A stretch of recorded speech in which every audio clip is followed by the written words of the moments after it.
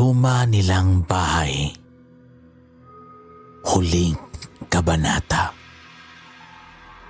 Matapos ang insidente kay Troy, maraming gustong bumisita sa bahay pero hindi nila ito matagpuan.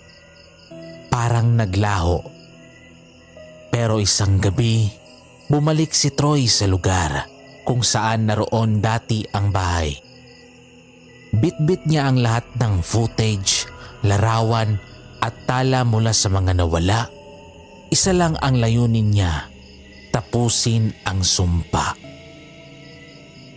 Kung ako ang pinili ng bahay para magkwento, ako rin ang pipilit na isara ang kwento, sabi niya bago pumasok.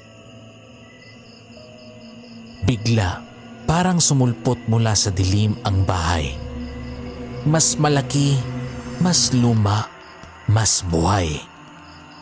Pumasok si Troy ngayong huling pagkakataon. Sa loob ng bahay, tahimik sa loob. Wala na ang mga sigaw, wala na ang mga multo, pero ramdam niya pinapanood siya. Nakarating siya sa attic. Sa gitna, may lumang mesa. Nakaayos doon ang mga litrato ng mga nawawala at isang lumang libro, ang aklat ng alaala.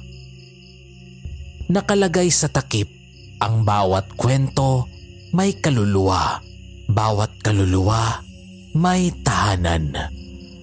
Binuksan ito ni Troy sa huling pahina.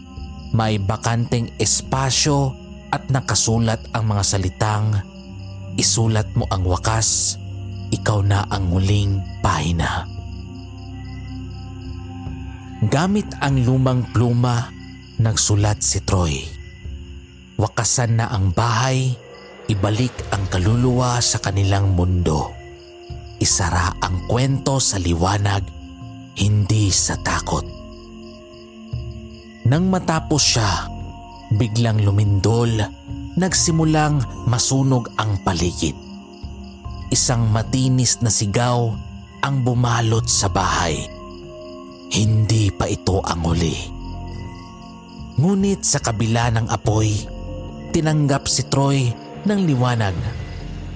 Parang may pinto sa itaas na bumukas at sa unang beses may nakalabas. Pagkatapos, kinabukasan wala na ang bahay. Sa lugar kung saan ito nakatayo, puro damo at lupa na lang. At sa huling video upload sa dating channel ni Carlo, may simpleng black screen lang at isang mensahe. Ang bahay ay natulog na. Salamat sa pakikinig. Simula noon, wala nang mga misteryong pagkawala, wala nang sigaw sa dilim, wala na ring bagong kwento. Ngunit kung minsan sa mga lumang kaset may maririnig kang pabulong, lahat ng kwento may simula. Baka may panibagong tahanan ulit. At dito nagtatapos ang kwento.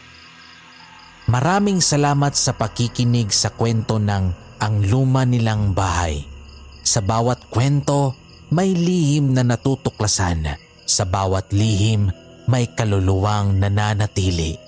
Ngunit sa pagkakataong ito, natapos na ang kwento, isinara na ang pinto. Kung ikaw ay nananatili hanggang sa huli, isa ka na ring saksi sa sumpang nawakasan. Huwag mong kalimutang ibahagi ang kwento, pero sana hindi ito bumalik sa iyo. Hanggang sa muli, kung may muli.